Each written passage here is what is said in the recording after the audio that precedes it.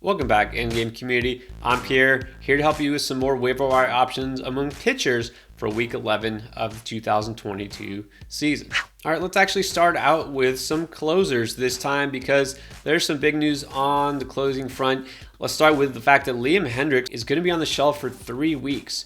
So that means taking over for him will be Kendall Graveman. That's already been announced by Tony La Russa. It's going to happen. He's the new closer in Chicago for at least the next couple of weeks. That makes him super valuable. And look, he's out there available in almost half of all Yahoo leagues. So Graveman is a guy who, well, not really super experienced in terms of a closer, but he did save 10 games last year. He was with Seattle, someone who's been really good so far as a setup man this year. We knew he would be next in line.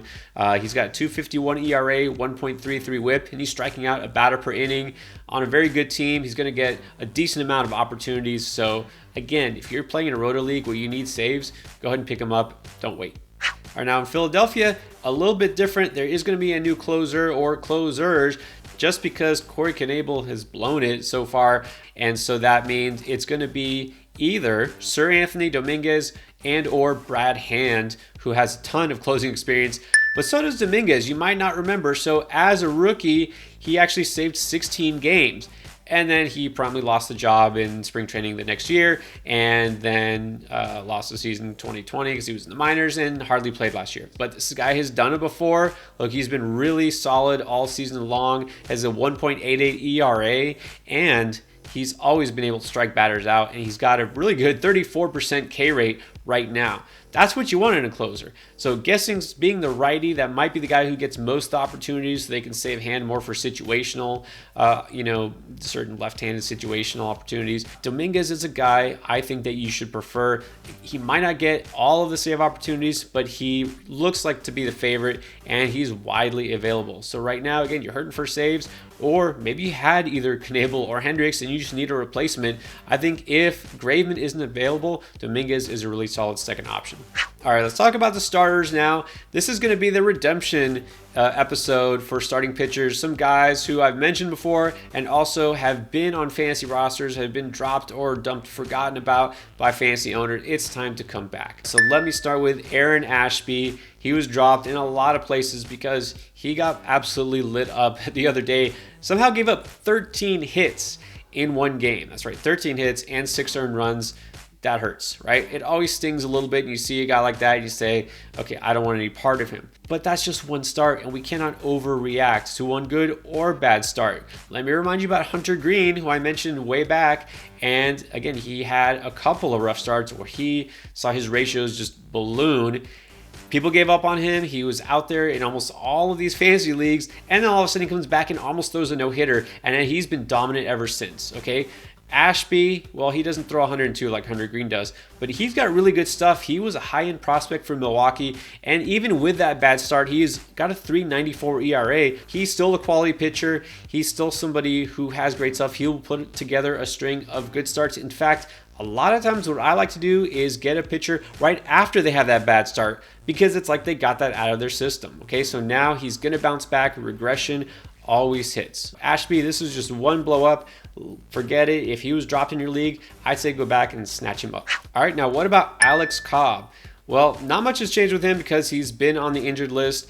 Unfortunately, because I just told you to go out and pick him up. He was a bad luck pitcher who has been really good. Well, the bad luck continued because he got hurt.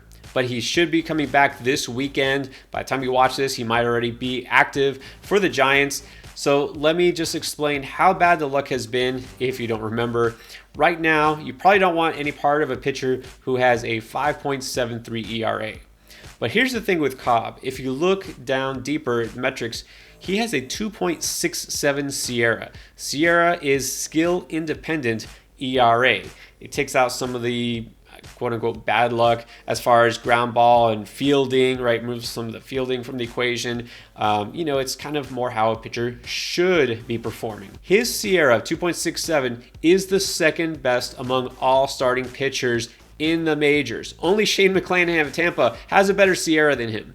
He should be among the ERA leaders, and instead, he has an ERA close to 6. It's insane how bad his luck has been. And he plays in San Francisco. Great pitcher's environment. Cobb is a veteran. His strikeout rate is good. All signs point to the fact he should be really helping your fantasy team. Now that he's coming back, absolutely take a chance on him. He's available in 3/4 of fantasy leagues. And then it's redemption time for Ross Stripling. This is a guy who, you might remember, was a starter for the Dodgers, looked really good the first couple of years, just kind of fell off, moved to the bullpen, had some struggles, had some injuries, shipped off to Toronto, and he's been solid in kind of a mid-relief role. Well, now he's been thrust into the rotation, and it looks like he'll probably have to stay there long term because Hyunjin Ryu is going to need Tommy John surgery. He is out for the season, and so Stripling's going to have to hold down a rotation spot. How's he done so far? Well, 2 starts, 2 wins, 11 scoreless innings. Take it with a little grain of salt because those games came against Kansas City and Detroit. He's going to come up with, I believe, the Yankees next. He's going to face some harder competition, of course, being in the AL East. So he's not necessarily going to want to be in your rotation every time out, but this is a guy who's been around the block. He has shown that he can get major league hitters out at a high level. So if you need some rotation help, and it does help also that he can slot into your SP or your RP position there. All right, those are my recommendations for pitchers heading into week 11.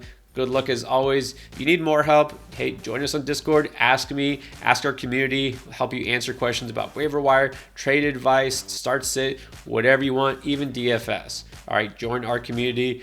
We're here to help you win.